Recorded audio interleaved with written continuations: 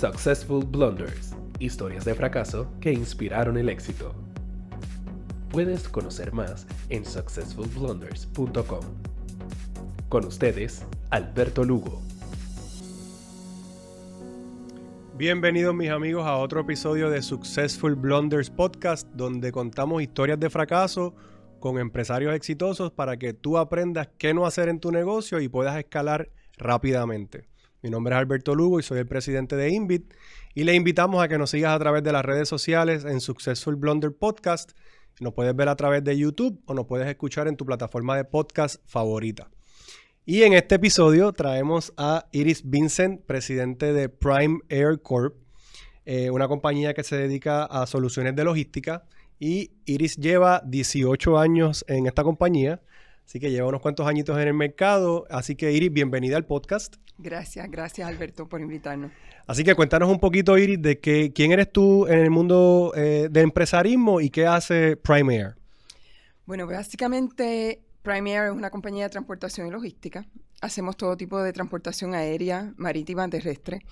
Llevamos soluciones más allá de las usuales. Trabajamos 24/7, feriados, fines de semana. Y específicamente tenemos unos mercados bien sensitivos como son la pharma, medical devices, manufactura. También le trabajamos al gobierno federal. Y a través de lo que vamos a compartir, te voy a explicar cómo llegamos hasta allá. Es una práctica bastante competida, pero creo que has encontrado unos nichos específicos que te dan una diferenciación en el mercado, si se puede decir así. Definitivamente. Recientemente, después de María, decidimos embarcarnos en uno de esos nichos, que fue la construcción de una nevera para productos farmacéuticos en el aeropuerto. Okay. Es la primera nevera en 2 temperaturas que puede mantener el producto farmacéutico dentro de los estándares de la industria. En realidad en Puerto Rico esto no existía. Durante María vimos mucha necesidad de tener medicamentos que pudiera llevarse a los hospitales en las temperaturas correctas. Y nos embarcamos en ese proyecto y recientemente ya en noviembre nos entregaron las facilidades nuevas. Excelente. Fíjate, cuando me mencionaste que estabas en el mercado de logística, pero que hacías también marítimo, yo tenía entendido, o por lo menos yo pensaba que era más bien aéreo, pero haces todo tipo de movimiento de A a B. Correcto. No importa el medio. Bueno, pues entonces bienvenida al podcast, así que ya sabes más o menos el drill o cómo nosotros trabajamos aquí, así que vamos a hablar a calzón quitado. Cuéntanos alguna historia de terror o alguna situación que hayas tenido en tu negocio y qué aprendimos de ella. Pues Alberto, realmente a mí me gustaría primero comenzar diciéndote que todos los días fracasamos. Y gracias a que todos los días tenemos una oportunidad de fracasar, tenemos una oportunidad de reinventarnos. Y el hecho de ser empresarios, que tienes esta creatividad, esta iniciativa, este deseo de buscar respuestas, es lo que nos lleva a superar cada uno de esos tropiezos o de esos fracasos. Son retos diarios. Son retos diarios. Bien, a principio de nosotros establecer el negocio, una de las cosas que vivimos fue el que rápidamente entre nuestros clientes hubo este cliente que era el más grande, que era el que significaba mucho de nuestros revenue. La mayor cantidad de revenue. Exacto. Y entonces, a través de esa experiencia, me imagino que le pasa a muchos otros comerciantes, tú caes en un comfort zone. Pues ya tengo estos niveles de venta, todo está bajo control. Pero hay concentración. Pero nunca te imaginas que ese cliente en particular, o que esos 2 clientes en particular, por alguna razón queden impactados y ese volumen desaparezca. Ok.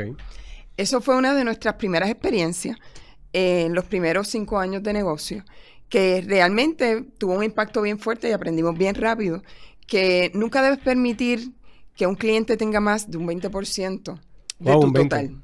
Ya un 20% es mucho. Okay. Tienes que tener bastante solidez para poder aguantar el perder el 20% de tu revenue. De acuerdo. ¿Ok? Pero si tú ves que un cliente se está acercando a un 15, a un 18, mira, no puedes sentirte cómodo. Por el contrario, tienes que sentirte retado en que tienes que buscar otro que sea bien similar a ese. Sí, no caer en ese comfort zone que acabas de mencionar, porque uno está más tranquilo porque está entrando cash y está manejando bien el negocio, pero si se va un 20%, caes en rojo, puedes caer en rojo si tienes unos ingresos que representan un 20% de una ganancia. Exacto. Y pues para hacerte una historia que todo el mundo pueda acordarse de ella, te tengo que decir que uno de nuestros impactos principales fue las 936. Wow.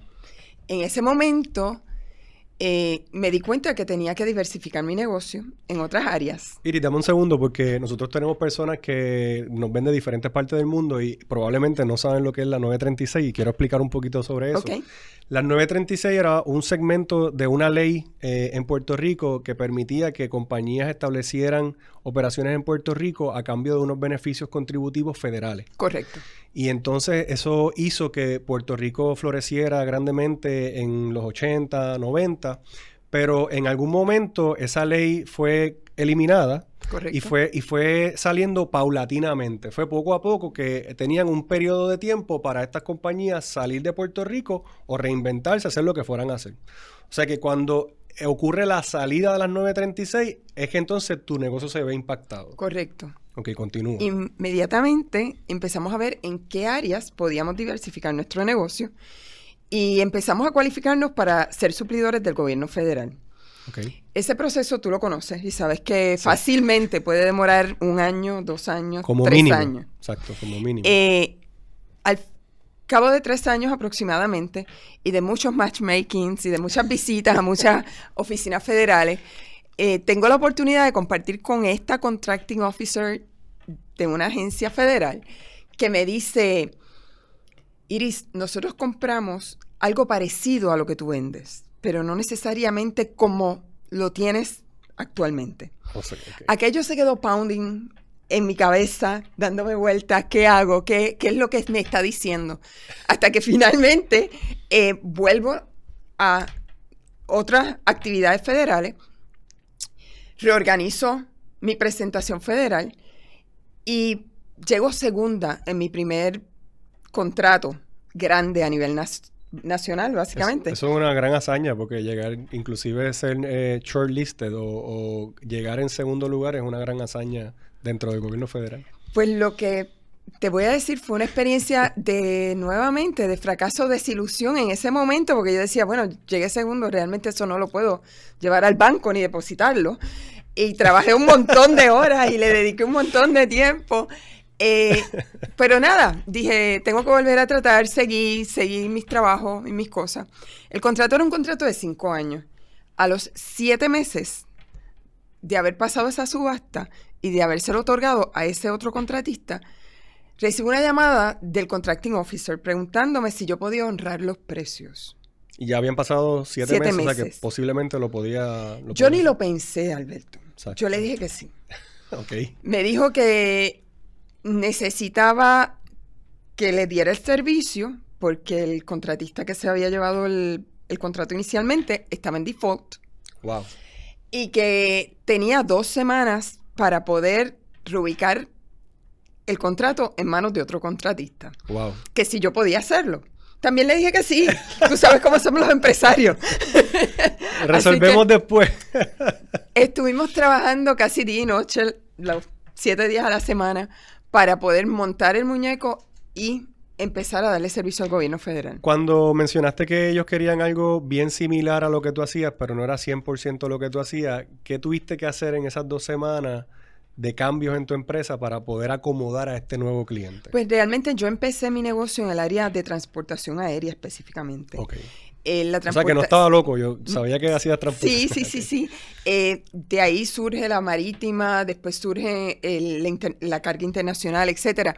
Pero el gobierno federal fue el que me llevó a mí a mirar el almacenaje como una alternativa, porque sí, ellos transportan cosas, Okay. pero muchas de las cosas que ellos hacen tienen que ver con almacenar eso que transportan para poderlo distribuir en los momentos que lo necesitan, Claro. o poder disponer de ello cuando han pasado los diferentes casos. Okay. ¿Entiendes? Que el área de almacenaje, yo te diría que para el gobierno federal es una de las áreas Bien más importante. fuertes.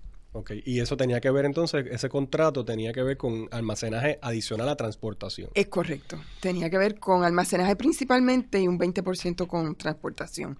Pero para darte, ¿verdad?, perspectiva, una vez tuvimos la oportunidad de manejar ese contrato los primeros 5 años, actualmente nosotros manejamos 8 contratos. Ok, buenísimo. O sea que esa experiencia, esa primera experiencia, es como cuando sales de la universidad que te cuesta mucho conseguir trabajo porque no tienes la experiencia. Correcto. Ese past performance para el gobierno federal Que es tan importante. es clave. Claro. Es clave. Una vez tú te pruebas que puedes hacer un trabajo, ellos mismos te recomiendan, ellos mismos dan a conocer que como contratista eres capaz de darle servicio al gobierno federal. Ok, o sea que estuviste, que parte de el fracaso como que tú quieres presentarnos es que verdaderamente no ganaste la subasta. Pero entonces tuviste suerte porque fueron pocos meses después que lograste enmendarlo y te tengo que decir que muchas veces esa oportunidad no se da. La mayor parte de las veces no se da. No se da. Porque cuesta tanto trabajo conseguir un contrato federal que la mayor parte de los contratistas hacen todo lo posible por estar dentro de los parámetros. Claro.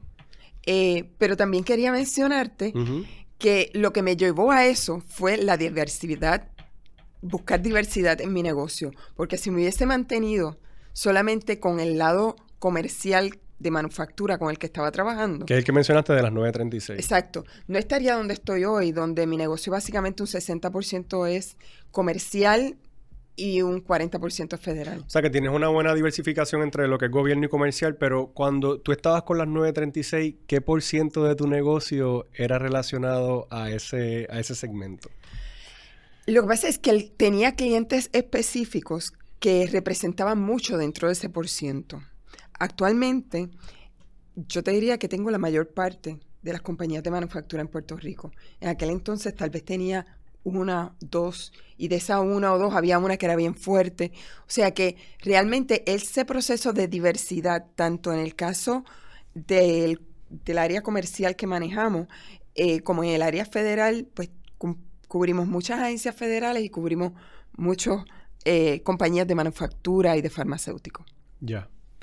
Iri, antes de comenzar a grabar el podcast estuvimos hablando un poquito y me mencionaste otros temas que yo creo que son bien relevantes para el podcast y me gustaría tocarlos contigo. Específicamente hablamos del tema de ser mujer dentro de los negocios.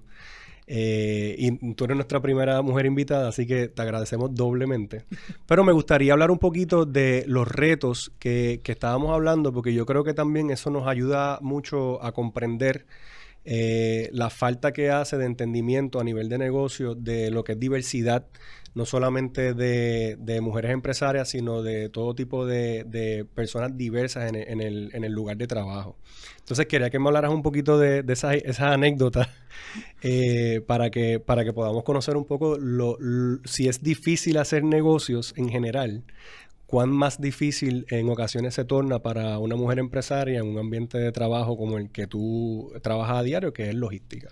Pues mira, primero cuando yo comencé en la industria, el 99.9% de los participantes eran hombres. Okay. Yo te diría que hoy en día tal vez hay un poco más de participación de las mujeres, pero aún cuando hablas de transportación terrestre, son bien pocas las mujeres que se desarrollan en esa área.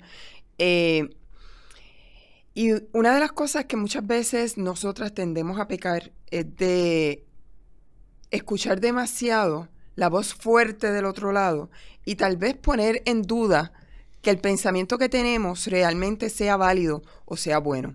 Yeah.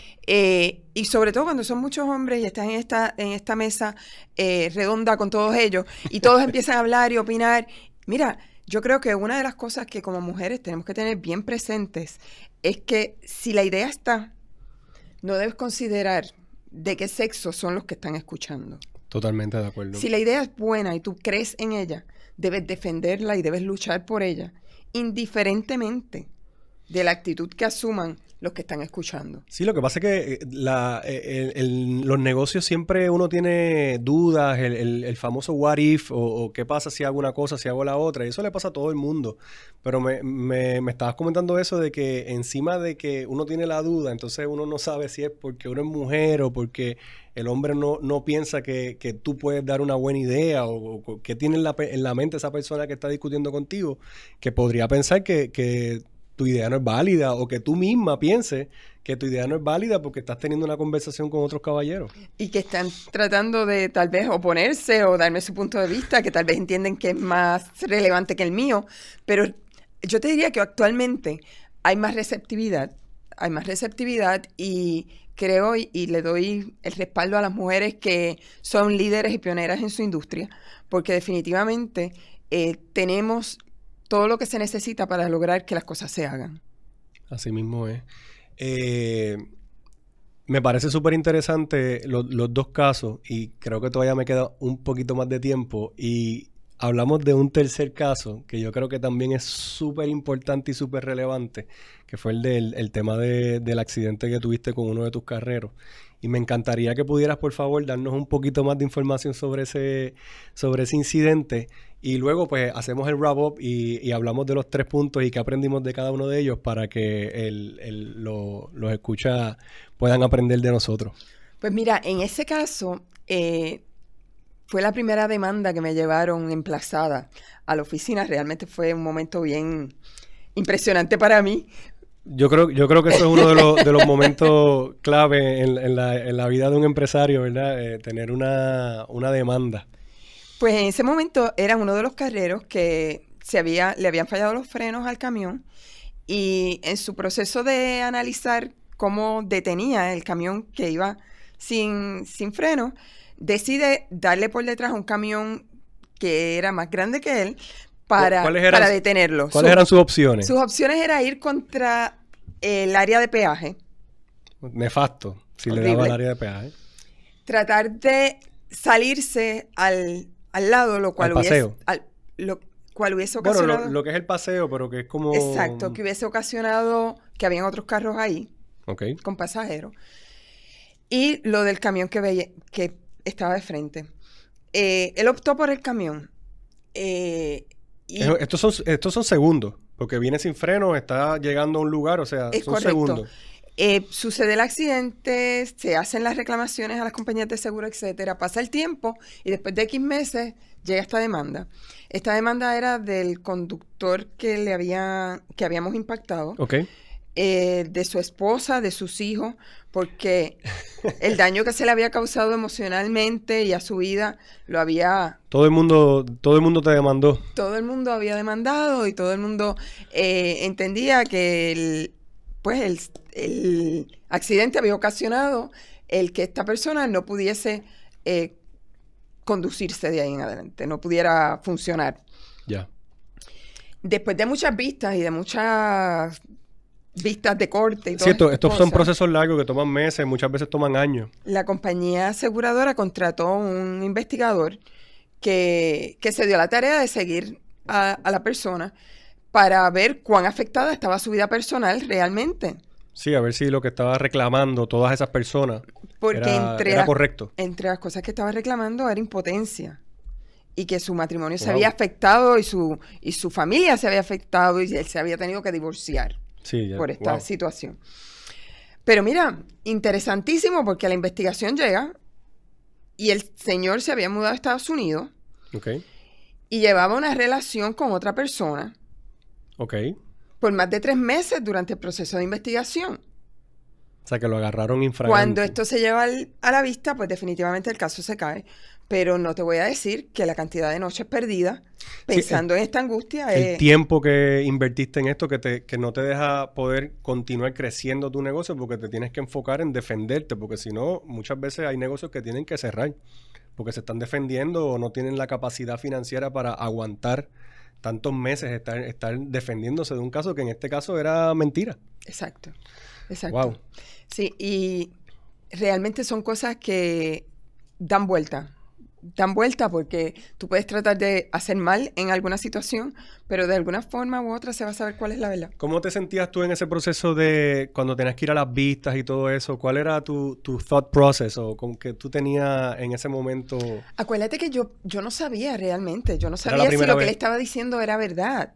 Y me sentía bien culpable y comprometida Wow. en que habíamos afectado a una familia por algo que sí había sido un accidente, pero que sí había tenido un impacto en ellos. Sí, y al final del camino tú eres la presidenta de la compañía y tú siempre sientes cierta responsabilidad de que aunque tú no hayas estado guiando el camión, pues fue porque era de tu compañía. Entonces tú siempre sientes esa carga, que es algo bien común en los empresarios, que sentimos esa carga a pesar de que no eras tú la que estaba... Alberto, eso es como todos los días cuando nos levantamos a laborar, no es por tu sueldo, es por llevar el sueldo Toda la familia. a todas las familias que dependen de esos empleados que están contigo. Exactamente. Wow. Bueno, amigos, Iris lo comentó al principio del podcast y dijo que nosotros los empresarios cometemos errores a diario. Así que por eso queríamos traer con ustedes varias situaciones de diferentes aspectos del negocio que Iris ha tenido a través del tiempo. Sé que tienen muchas más. Ya estamos acabando el podcast, pero antes queríamos entonces sacar el papel y lápiz y anotar cuáles fueron esas grandes lecciones de cada uno de las situaciones que tuviste de fracaso para que las personas puedan aprender. Así que la número 1, que fue el tema de la diversificación en un momento donde tú tenías concentración en un tipo de empresa, ¿verdad? En un tipo de industria. Uh-huh. Y entonces una pregunta, ¿tú comenzaste a pasar por el proceso el proceso de certificarte federalmente antes de que vieras la disminución en ventas o ya había... Después, o sea Después, por eso. Pues eso es uno de los grandes aprendizajes, no esperar o no caer en la zona cómoda cuando las cosas están bien, sino pensar que tenemos que diversificarnos para que si en un futuro no tenemos ingresos de un cliente o perdemos un cliente, que puede ser por cualquier razón. Uh-huh. En este caso fue una razón bien válida, pero hay veces que llega un competidor y te quitan el contrato o la compañía sale del Uh-huh. lugar de donde estaban trabajando. O sea que... O prefieren manejar los embarques aéreos marítimos porque son más económicos. Totalmente válido también. O sea, que no esperar a que se acabe el queso, como el libro de ¿Quién cogió el queso? Y empezar a buscar otras alternativas para poder continuar creciendo la empresa. La clave está en mantenerse siempre activo buscando negocio nuevo y no entrar en el comfort zone. Totalmente, 100%. Entonces, en el área de la diversidad en el negocio o mujeres empresarias, lecciones aprendidas. Yo creo que de lo que me has mencionado, una de las cosas importantes es creer en ti. Y eso le aplica a todo el mundo. Yo no creo que solamente es para mujeres empresarias. Es tener certeza que lo que uno tiene como producto o servicio puede competir con los demás. Uh-huh. Y que uno se puede sentar en una mesa a discutir ideas con quien sea. Y que tus ideas son tan válidas como las de cualquier hombre. Como las de cualquier hombre o cualquier persona, porque eso también nos pasa a nosotros, los hombres.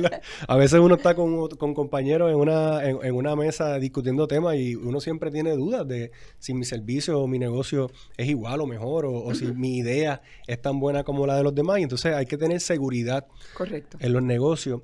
Y en la tercera del accidente y la demanda, ¿cuál tú crees que fue la lección mayor de esa situación o de ese incidente? Yo creo que uno siempre tiene que mantener la fe en que lo que estás haciendo lo estás haciendo por bien. Por bien. Y que tienes que continuar luchando porque a la larga, sea de una forma o sea de otra, si lo estás haciendo por buena fe para ti y los demás, va a funcionar. Sí, yo quiero también añadirle a esa que es bien importante cuando uno está pasando por un proceso legal, tener un equipo de trabajo legal y de seguros bueno, uh-huh. que te permita poder sobrellevar una situación como esa, porque eso no fue culpa de nadie. Uh-huh. Sin embargo, tú tuviste una situación donde pudiste haber perdido tu negocio por una situación que verdaderamente no fue culpa tuya directamente y que son situaciones que suceden en el día a día manejando los negocios. O sea que tú tienes que tener un buen equipo legal Tienen que tener unos buenos seguros para que puedan aguantar el empuje cuando venga una demanda. Correcto, y eso lo vimos a través de María también. O sea, eso es algo que como empresario es bien importante, lo que es la parte legal y la parte de seguro. Tenemos que estar bien convencidos de que tenemos los partners correctos. Excelente. Iris, te quiero dar las gracias por estar en nuestro podcast. Me parece súper interesante todas las historias. Y ya sé que te podemos invitar nuevamente porque hablamos de otras historias que no contamos en el podcast, así que próximamente te estaremos invitando nuevamente. Amigos, queremos darles las gracias por haber estado con nosotros en el podcast de hoy. Como siempre, recuerden darnos like en las redes sociales o seguirnos a través de YouTube y escucharnos en las plataformas de podcast favoritas. Successful Blunders, historias de fracaso que inspiraron el éxito. Puedes conocer más en successfulblunders.com.